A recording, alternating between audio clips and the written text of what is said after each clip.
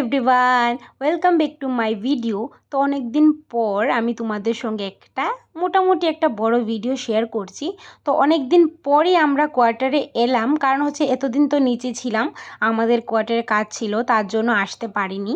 কোয়ার্টারে কাজ finally complete হওয়ার পর আমরা চলে এসেছি আমরা রুমের মধ্যে। আর নিজের রুমে থাকার মজাটাই আলাদা।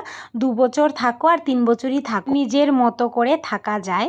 তুমি যাই করো না কেন, তোমার ইচ্ছা হলে তুমি কাজ করবে, ইচ্ছা না হলে তুমি কাজ করবে না। কেউই তোমাকে কথা বলার মানুষ কেউই থাকে না। তার জন্য আমার বিশেষ করে খুবই ভালো লাগে। নিজের মতন করে আমি রান্না বান্না করি, আমার বর কি খেতে চায় সেটা রান্না করি। এই যে আজকে আমার বর বলছিল যে মটর পনির খাবে, তার জন্য আমি মটর পনির বানানোর জন্য সবগুলা প্রিপারেশন করে নিয়েছি। তারপর ভাবছি তোমাদের সঙ্গে একটু ভিডিওই করা যাক অনেক দিন পর, যেহেতু নিজের কোয়ার্টারে আমরা আসলাম। কোয়ার্টারটা কিন্তু নিজের মতো করে আমরা এখনও গুছাতে পারিনি। তো যখন পুরোপুরিভাবে কোয়ার্টারটা নিজের মতো করে গুছিয়ে নেব, তোমাদের সঙ্গে অবশ্যই আমি কিন্তু আমাদের কোয়ার্টারটা পুরোটা ঘুরে দেখাবো। তো এখানে আমি রান্না করে নিচ্ছি বরের স্পেশাল খাবার মটর পনির। বর আমাকে বলে দিয়েছে যে মটর পনির বানাও, অনেক দিন হয়েছে তোমার হাতের মটর পনির খাইনি। তার জন্য বর আবদার করেছে, না বানালে কি চলে। তো এখানে আমি স্নান টান করে কিন্তু চলে এসেছি রান্না করতে। তো আজকে অনেক দিন পর আমরা যেহেতু কোয়ার্টারে এসেছি, তার জন্য সব ধুলাবালি ছিল, ভালোভাবে পরিষ্কার করে স্নান টান করে আমি রান্না বসিয়ে দিয়েছি।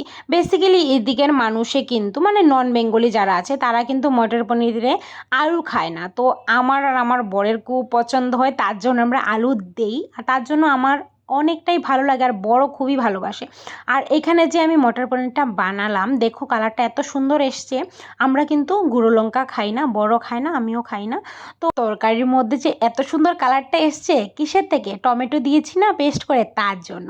আর বর খেয়ে তো কি তারিফ করলো তরকারিটা। সত্যি কথা, তরকারিটা খুবই স্বাদ হয়েছে আজকে। কালারটা দেখো এত সুন্দর হয়েছে খেতে। আর আমি ভাতও বসিয়ে দিয়েছি। আর আরেকটা আবদারও করেছে, মূলা দিয়ে নাকি গরু খাবে, অনেকদিন হয়েছে মূলা দিয়ে গরু বানিয়ে নাকি আমি খাওয়াইনি ওকে। তো আমার কাছে যত আবদার থাকে, যখন আগে বাড়িতে যেত, মানে আমি যখন বাড়িতে ছিলাম, আমার বিয়ের আগেও কি করতো আমি জানি না, কিন্তু বিয়ের পর কখনোই দেখিনি ও আবদার করেছে যে এটা খাবো এটা বানিয়ে দাও, সেটা খাবো ওটা বানিয়ে দাও। তো বউয়ের কাছে আবদার থাকে বরের, আর এটা আমি জানি। আর আমার খুবই ভালো লাগে ওর জন্য এগুলা করতে। বাড়িতে রান্না যাই হোক না কেন চুপচাপ খেয়ে নিত, সেটা আমি দেখেছি বিয়ের পর আজকে 3 বছর ধরে সেটাই দেখে এসেছি।